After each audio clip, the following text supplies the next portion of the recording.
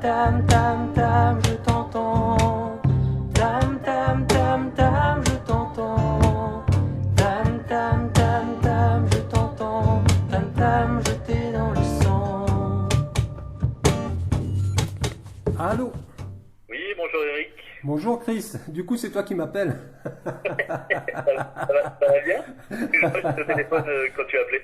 Non, non, mais c'est pas grave, c'est bien aussi, dans l'autre sens ça fonctionne. Oui, voilà, ça remonte bien vers le nord. Oui, oui, oui, c'est très bien, c'est très bien. Bon, bah écoute, ravi de t'avoir au téléphone pour cette interview, ce rendez-vous interview téléphonique. Ouais. Hein, en cette période très très particulière que nous traversons. Ouais.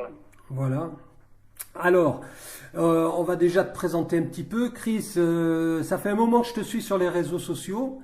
Et c'est vrai que toutes tes activités ont attiré mon attention. Et d'autant plus lorsque tu as commencé à diffuser tes musiques, hein, je te l'avoue. Mais avant ça, tu es quand même très actif en milieu associatif, il me semble. Hein. Un petit peu, un petit peu. Un petit peu. Est-ce que bon, déjà tu vas te présenter un petit peu, tu veux bien, Chris? Oui, si tu veux. Alors, tu m'appelles de l'Ille-et-Vilaine. Il se trouve que j'ai habité 20 ans, un peu plus de 20 ans dans la région de Rennes. Ah d'accord, ok. Je connais bien ce secteur-là et à l'origine, moi j'ai monté une boîte technologique sur la Technopole de Rennes à Talence. Donc, Ah d'accord. j'étais plutôt dans l'innovation, les milieux de l'innovation et des technologies. Oui. Et il trouve qu'il y a 10 ans, la quarantaine approchant, je me suis rendu compte que ce que je faisais, ça me plaisait. Hein. J'avais monté une équipe, on était sur des choses très sympas, mais ça nourrissait pas au fond ce que j'étais vraiment, qui j'étais vraiment et ce que je voulais faire. Et donc la naissance de ma fille quand j'ai eu 40 ans a été un déclencheur, Oui. à la fois pour changer complètement de vie, d'activité, et puis pour me rapprocher vers mes aspirations profondes, à la fois le côté associatif dont tu parlais. Alors j'avais déjà fait un peu d'associatif parce que j'étais président d'un grand centre nautique, mais voilà, j'étais pas allé au-delà de ça. Et donc je me suis investi sur un festival qui s'appelle le Festival Esperanza que j'ai créé avec mon ami d'enfance et bien sûr depuis 3 ans, et tu en parlais un instant, sur la musique que j'ai commencé aussi à peu près à la quarantaine. Donc, D'accord. assez comment dire, parallèle en fait. D'accord. Tu as commencé assez tardivement, mais on y reviendra. On va boucler l'aspect associatif. Alors Esperanza, c'est quoi? Alors Esperanza, l'idée au départ, ça a été en fait le frère de mon ami d'enfance, que je connais très bien depuis très longtemps, a monté une école au Sénégal il y a maintenant une quinzaine d'années, je crois. Oui. Et il me sollicitait souvent pour que je lui donne un coup de main, que je l'aide dans le développement de son école, parce que c'était une école qui, au départ, c'était une classe dans sa maison, ensuite ça a été un étage, après il a prêté sa maison pour l'école, enfin c'était un projet assez extraordinaire, qui est en plein développement, et il me demandait mon aide. Et moi, justement, comme j'étais dans toutes mes histoires à Rennes, hein, et j'avais déjà pas de temps pour moi, donc beaucoup de difficultés pour consacrer du temps aux autres, je repoussais. Et en fait, quand il a su que j'étais un peu plus disponible en revenant sur le Morbihan, en fait, il m'a appelé en me disant, tiens, t'as un peu de temps là, pourquoi pas? Et du coup, on a commencé à réfléchir à ce qu'on pourrait faire à la fois pour faire connaître ce qu'il faisait, parce qu'il faisait un boulot de fou, et surtout permettre de récupérer de l'argent et des fonds de manière récurrente pour structurer en fait cette école. Aujourd'hui, cette école, elle a plus de 1200 élèves, je crois. Ah ouais, C'est vraiment devenu une école assez de référence en plus dans la région de Dakar. D'accord.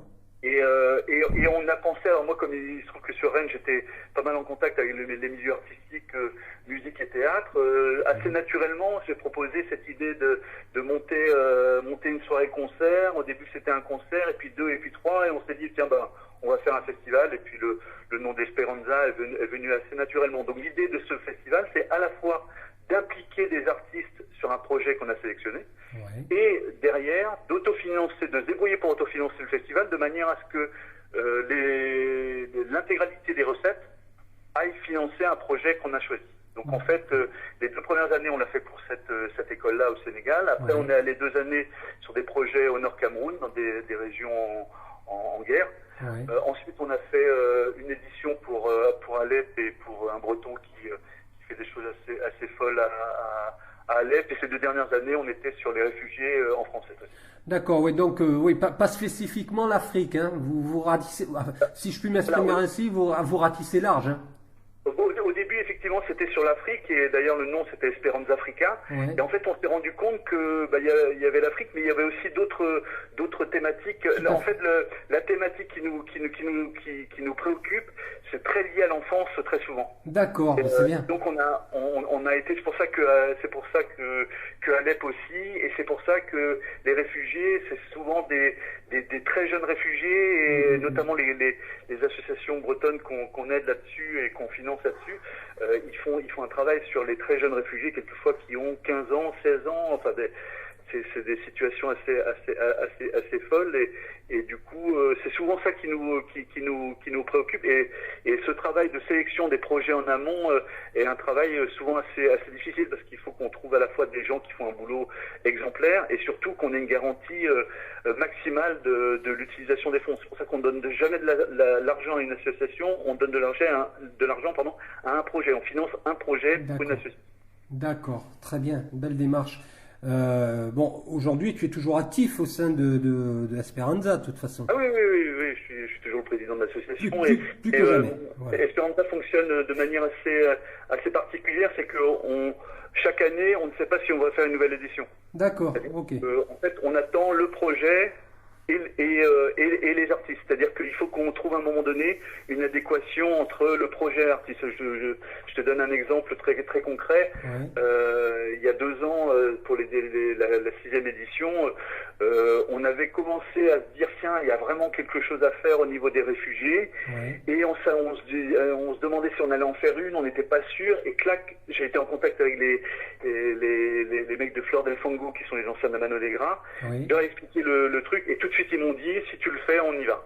Ça s'est décidé en 3 jours, et du coup en 3 jours on a décidé de monter 6 semaines plus tard ce festival, et du coup on a trouvé les groupes qu'il fallait, et on a monté une soirée qui était une soirée super. L'année dernière, pareil, avec Merzine, ça s'est fait en 3-4 jours, c'est-à-dire que tout était en suspens. On avait le projet, on n'avait pas encore les groupes, et tant qu'on n'a pas le groupe, tant qu'on n'a pas les deux, en fait, c'est un peu comme une personne qui est sur une jambe, quoi. C'est un peu bancal, donc il faut vraiment qu'on ait les deux. Derrière, on a l'équipe, donc on a le 3e pilier. L'équipe elle est toujours prête, mais il faut quand même qu'on ait et le projet qui ne fait aucun débat au niveau de l'équipe et au niveau des personnes qu'on touche, et les artistes qui sont embarqués avec nous, parce que ils s'investissent sur le projet, ils gagnent pas grand chose quand ils viennent. Donc oui, c'est clair.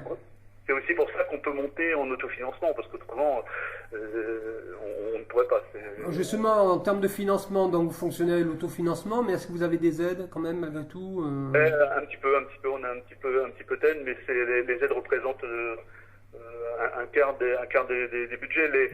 Ce qui nous permet de boucler le budget, c'est à la fois les investissements de certaines personnes au sein de l'association. Donc ça, c'est un élément. Chaque année, ils mettent un peu d'argent. Et aussi les sponsors. Là, on commence à avoir des sponsors. C'est bien.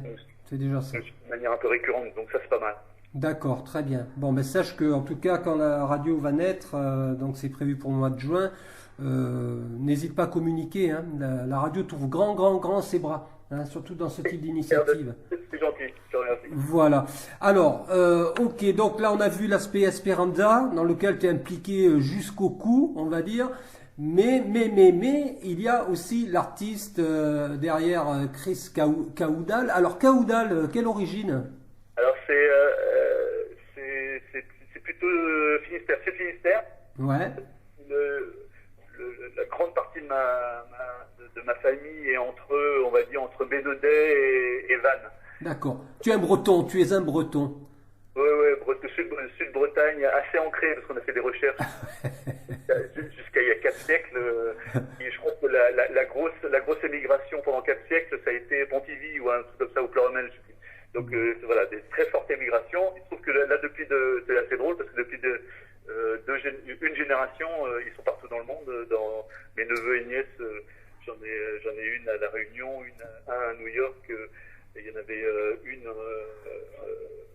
au Cambodge il n'y a pas très longtemps. Donc c'est assez drôle. C'est pas ma génération, mais c'est celle des petits qui viennent derrière là, qui sont en train de partir un petit peu partout. Mais nous, on est assez ancrés sur le territoire. D'accord. Bon, bah, tu sais, tu es interviewé par un Provençal, hein. Moi, je suis du Sud. Mais j'ai une passion particulière. Bienvenue, tu es en Bretagne depuis longtemps? Ben écoute, pour tout te dire, je suis installé depuis 2014. Donc tu peux témoigner que les Bretons sont plutôt accueillants. Ah ben carrément. Et bien je vais te dire, j'ai une passion particulière pour la Bretagne. Moi je suis puisque bon, c'est quand même une interview discussion, hein, découverte, donc on peut se permettre de discuter vraiment de façon décontractée. Ce que je voulais dire, c'est que oui, je suis venu donc en 2014 avec ma compagne et mon petit garçon. Et puis, mais la Bretagne, j'ai connu, j'avais à peine une vingtaine d'années, et j'avais eu un gros coup de cœur, et j'ai dit un jour je viendrai m'installer en Bretagne. Et il s'est avéré que j'en avais marre de la région PACA, mais vraiment marre. Et puis notre choix s'est fait sur la Bretagne, et on a eu la chance de venir s'installer sur Dinard, hein, qui est la côte d'Émeraude, qui est aussi un beau secteur, il faut bien l'avouer. Et je m'y plais énormément. Et puis surtout, j'arrive à exprimer vraiment ce que j'ai envie de faire. Ici, je sens que la créativité peut se développer, alors qu'en PACA, ben, j'arrivais pas à créer quoi que ce soit. Je pense que ça fait vraiment partie de l'ADN des Bretons, ça, la créativité et l'innovation. Ouais. Et c'est pour ça que... Alors et puis les voyageurs aussi, tu vois, il y a cette espèce d'antinomie, c'est-à-dire la créativité, la terre, et puis le côté voyage du voyage. À la fois partir et puis accueillir. Oui. Enfin, moi j'ai toute ma place et je me sens l'âme enfin, je me sens Bretagne, quoi. Hein, je me sens... J'adore ça. Ouais, je suis un enfant de la terre, moi. Je suis universel. Et la Bretagne, non, c'est super, j'adore. J'adore ce pays. Ma compagne, elle est espagnole d'origine. Ah ben, écoute, moi aussi. Il n'y a pas plus bretonne qu'elle dans l'âme. Et elle a notamment fondé la Cinémathèque de Bretagne. Alors moi, ça m'avait hurlé de rire, ce truc-là, parce que je m'étais dit, quoi, c'était il y a 30 ans, je crois. Il y a 30 ans, ou 25 ans, ils avaient donné les clés de la création de la Cinémathèque de Bretagne à une même pas française. Ils avaient été gonflés quand même à l'époque où elle est française. C'est génial. Bah, c'est rigolo ça. C'est d'origine espagnole. Moi aussi, hein, j'ai un nom typiquement espagnol. D'ailleurs, hier, je plaisantais, j'ai fait une interview d'un ami qui rejoint la team de Tam Tam la radio, et on plaisantait sur les noms, justement les noms de famille, parce que le sien est absolument imprononçable. Et je lui ai dit, rassure-toi, le mien c'est pareil, on le déforme chaque fois. On m'appelle jamais par mon nom. Voilà. Bon, c'était la parenthèse. Alors revenons à l'artiste Christo. Alors Christo parce que tu t'appelles Chris. Alors Chris c'est un diminutif ou tu t'appelles Christophe? Oui, moi, je m'appelle Christian et on va dire que le diminutif Chris c'est pour Christian c'est pour le professionnel et Chris c'est pour tout le reste. Voilà. Bon ben Chris, moi j'ai écouté ta musique avec beaucoup d'attention parce que ben, elle me parle. Hein. Il y a beaucoup d'émotions dans ce que tu fais. C'est une musique quand même atypique, comment je pourrais dire, très épurée, et c'est ce qui me plaît. Je suis arrivé à un âge où j'ai besoin d'écouter des musiques comme ça, en fait, tu comprends? Je suis plus dans le métal ou dans le heavy metal, ce qui a bercé ma jeunesse, ou le country rock même. Mais franchement, ta musique, elle me parle beaucoup, elle est très spirituelle, il faut dire ce qui est. Elle est, non? Ben, j'ai un ami l'autre fois qui m'a dit quelque chose qui m'a beaucoup touché. Il m'a dit qu'elle allait à l'essentiel et en me disant elle va à l'essentiel et l'essentiel c'est l'émotion. Donc ça... Elle touche l'âme, hein, vraiment beaucoup. Tu vois, ce matin avant de t'appeler, j'ai encore écouté parce que ça, elle fait du bien et c'est super. Le clip que vous avez réalisé parce que vous étiez plusieurs sur le coup est magnifique. Hein. Niños. Tu parles de Niños? Ah ouais. Ouais, on est assez fiers de ce clip-là. Alors comment es-tu arrivé à être Christo, hein? Maintenant voilà. En fait, je te disais tout à l'heure que dans l'âme des Bretons, je pense que l'innovation et la création, ça fait partie de l'ADN. Et moi, ça fait quand même 30 ans maintenant que je suis dans l'innovation. et qu'en fait je fais de la création en permanence. Alors il y a la création technique, la création graphique, etc. Mais la création artistique, finalement, les processus ils sont pas si éloignés que ça. C'est pour ça que quand je me suis mis au piano à 40 ans, très vite, au bout de 3-4 mois, en fait, je suis passé à la création. C'est-à-dire que au début, c'était une première compo qui était un peu basique, un peu ridicule. Et puis j'ai étoffé un peu plus. Et puis je suis allé chercher plus loin. Et pendant 10 ans comme ça, j'ai créé. J'avais un stock. Je savais même pas exactement ce que j'avais d'ailleurs.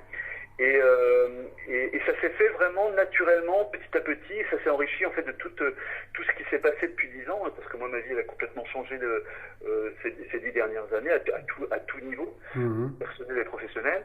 Et du coup, quand j'ai fait une rencontre il y a 2 ans de Will, qui est mon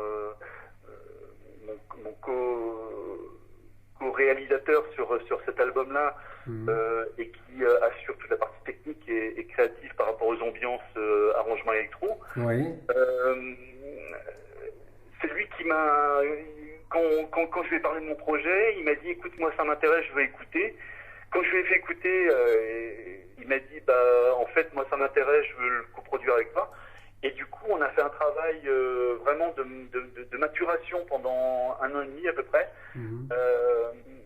Déjà parce qu'il y avait un gros travail de défrichage à faire, parce que je savais même pas ce que j'avais en stock, et je me suis retrouvé avec plus de 25 compos qui étaient plus ou moins avancés. Donc il a fallu réduire ça pour avoir une dizaine à proposer, et à aller travailler, quoi, parce que voilà, il y avait un gros travail technique à faire. Et voilà. Donc ça a été un processus à la fois lent, mais qui était nécessaire en fait pour arriver à quelque chose qui était abouti comme j'espère que c'est abouti aujourd'hui, et puis pour avoir une proposition professionnelle, pas une proposition. Moi j'ai un côté un peu perfectionniste, donc je voulais pas faire une proposition qui soit un peu bricolée, quoi. Donc, oui, j'entends bien. De toute façon, il suffit d'aller sur ton site internet. Déjà, il est hyper clean, hein. Il est sobre, il est super, il est très beau site. Merci. Ouais, il est beau, hein. C'est ce que j'avais dit à Will. À la limite, si on n'a qu'un titre à sortir, on ne sortira qu'un titre. Oui.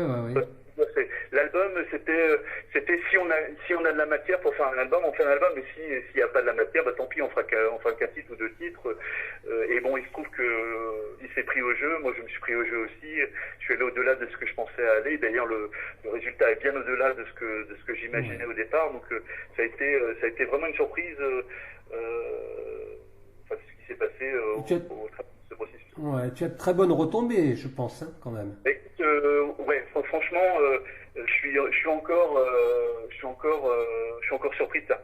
C'est-à-dire que oui, parce que c'est authentique, mais voilà, ça ne trompe pas, tu vois. Quand on écoute ce que tu fais, moi j'ai très vite accroché, hein. J'ai écouté, j'ai dit oh là, ça me plaît beaucoup, ça me touche, Puis on sent que, malgré tout, tu es assez nouveau dans cette démarche, même si tu avais de la bouteille, si je puis dire, mais de façon professionnelle, on voit que tu es assez nouveau, tu vois, et c'est ce côté-là qui est justement, c'est assez antinomique, et c'est ça qui est accrocheur, tu comprends ce que je veux dire? C'est pur, voilà, il y a un côté pur dans ce que tu présentes, et moi j'ai un gros coup de cœur sur la musique de Christo. Je me lasse pas de te le dire. De plus qui me touche, si tu veux, parce que moi ce que j'adore, si tu veux, et ça c'est vraiment je crois que c'est le plus grand plaisir depuis qu'on l'a sorti à l'automne, c'est que je vais toucher des gamins. Ouais. Je vais toucher des personnes d'âge très mûr. Oui. J'ai la mère d'une amie là, qui est totalement accro, elle a 72 ans. Oui, mais ça s'adresse à tout public, c'est ça. Totalement accro. Tout public, tout âge. Je pensais que ça toucherait que des femmes, tu vois, au départ. Pas que, mais plus des femmes. Et en fait, ça touche autant les hommes que les femmes. Tout à fait. Et ça, pour moi, c'est vraiment... Ça, c'est du bonheur, parce que je me dis, waouh, ce que j'ai voulu mettre là-dedans, les émotions que j'ai voulu faire partager sur des titres comme Nignos, mais il y a aussi Andalouse, il y a aussi Maloum, Mamidou, il y a une vraie histoire derrière. J'aime beaucoup Mamidou aussi, hein. Bon, de toute façon, j'aime pratiquement tous les titres que tu as fait, mais bon, forcément, rendez-vous, j'accroche. Rendez-vous, j'adore. Ouais, Mamidou, j'adore. Nino, j'adore. Euh, bon. tu vois, rendez-vous, par exemple, c'est vachement intéressant. Il n'était pas du tout prévu dans la liste initiale. Et en fait, c'est en réécoutant quand j'étais en train de faire mon travail de qualification de toutes mes parties piano, j'ai eu un petit extrait où je m'étais, voilà, j'avais fait une petite intro. Et un petit extrait qui durait mais 15 secondes. Et je me suis dit, ah tiens, c'est pas mal ce truc-là. Donc du coup, j'ai isolé, je l'ai approfondi, je l'ai envoyé à Will. Et il me dit, ouais, mais bon, c'est un peu répétitif. Donc du coup, il me l'a renvoyé en me disant, bah, c'est un peu répétitif. Donc du coup, j'ai travaillé pour que ça soit moins répétitif. Et du coup, voilà, on a dit, tiens, il faudrait une coupure en plein milieu pour changer d'univers, d'accélérer le truc. Et voilà. Et c'est vrai que c'est un de mes préférés, moi aussi. D'accord. Alors, le titre de l'album, tu peux nous donner le titre de ton album? Oui, la promesse, forcément. La promesse, hein. Combien de titres disponibles sur cet album pour nos auditeurs? C'est toujours, justement, c'est toujours autour de cette histoire de paternité tardive, 40 ans. J'ai eu peur à un moment donné de ne pas avoir, c'était un vrai projet, une vraie envie que j'avais. J'ai eu une inquiétude à un moment donné parce que ça n'a pas été immédiat. Et bêtement, un jour, j'ai fait cette promesse à cette fille que je n'avais pas encore, de lui dire que si j'avais la chance qu'elle arrive un jour, je lui ferais un album. Donc c'est vraiment le genre de promesse à la con que je suis capable de faire. Et du coup, comme elle est arrivée très peu de temps après, bizarrement, je suis resté avec cette promesse. Alors, je me suis un peu arrangé avec cet engagement que j'avais pris, parce que quand elle est arrivée, elle avait un titre, Tim Malou, mais il n'y avait pas l'album. Donc du coup, c'est resté un peu en suspens. Donc c'est pour ça que je continue à créer en me disant, il faut que j'aille au bout de ce truc-là, quoi. Et tant que je l'avais pas fait, j'étais un peu mal à l'aise avec cette truc. C'est pour ça que je l'ai appelé naturellement, et pour moi c'était une évidence, la promesse. Promesse avec 9 titres originaux. Tout à fait. Très bien. Tes projets, Christo, maintenant que tu as mis le pied à l'étrier, si je puis dire. Alors au départ, l'album c'était un aboutissement. En fait, je me suis rendu compte que c'était pas un aboutissement, Loin de là. que c'était un début. Et puis j'ai pris une certaine confiance aussi dans ce travail technique, et j'ai fait mon premier concert, parce que ça pour moi c'était inenvisageable il y a un an. J'ai vu la vidéo, super. J'ai fait mon premier concert donc à Fouesnant. Ouais. Il y avait une centaine de personnes. C'était la première fois que je jouais en public, donc c'était un moment assez dingue pour moi. Et l'accueil a été, enfin, il y avait une qualité d'écoute. C'était un moment vraiment magique. Et du coup, ça m'a vachement donné envie, quoi. Donc du coup, mes projets ils sont autour de ça. J'ai aussi un travail de réflexion et de collaboration avec une personne qui fait du chant, qui a une voix très particulière, plutôt dans l'univers du jazz. Mais bon, on est en train de réfléchir à quelque chose peut-être autour de ça. Mais la priorité, en tout cas, c'est à la fois terminer encore, parce que j'ai 3 ou 4 morceaux et compositions en cours là, qu'il faut que je fasse aboutir. Mais c'est aller jouer, et puis aller jouer dans des endroits, peu importe, tu vois, la période de confinement, pour moi, pour tout le monde, c'est super pénible. Mais là, normalement, j'aurais dû être à Malaga la semaine prochaine. Ouais. Et là, il y avait un concert de prévu au musée des arts musicaux de Malaga. Donc l'idée, c'est ça, c'est d'aller jouer. J'ai la chance d'être sur d'instrumental, donc c'est universel. Et donc du coup, ma vraie envie, elle est là, c'est d'aller la partager avec d'autres personnes, et de voir si l'effet que ça a pu avoir l'autre fois, est-ce que c'est reproductible ailleurs. Ça m'intrigue et ça me donne envie. Oh, certainement, puis même dans des lieux insolites, j'en suis persuadé. Alors, tu parles de lieux insolites, j'en profite pour lancer un appel, comme on est sur l'île-et-Vilaine. Je veux absolument trouver un contact pour aller jouer à la prison de femmes de Rennes. Je suis allé prendre mon train il y a un mois là-bas, et j'ai vu ces gens qui attendaient pour aller visiter des personnes en prison, probablement de la famille. D'accord. ces enfants qui étaient là. Ça m'a énormément touché. D'accord. Et je suis en train d'essayer de rentrer en contact avec eux. C'est très difficile. Bien sûr. Donc s'il y a quelqu'un qui peut m'aider à rentrer en contact avec eux, bien sûr, je le ferai. D'accord. Mais c'est vraiment trouver le moyen d'organiser un concert là-bas. J'ai vraiment envie de le faire. Donc je suis aussi sur des projets comme ça qui moi, m'intéressent énormément. D'accord. Alors juste, je reviens un petit peu sur... Tu vas me donner quelques indications sur le clip Nignos. Comment a été réalisé ce clip? Alors, je l'ai mis à la fin. C'est intégralement des images libres de droit. D'accord, ok. C'est ce que je voulais savoir. Parce que les personnages, voilà. Je voulais savoir... C'est mes petits secrets. Donc j'ai mis beaucoup de temps en fait comme j'ai pas aucun moyen de ce projet-là. J'ai mis beaucoup de temps justement à trouver les bonnes images et à faire ce travail de recherche en fait. Oui. Et après, parce qu'après le montage, il a fallu caler, mais ça a été assez simple. Ça m'a oui. même pas pris une semaine.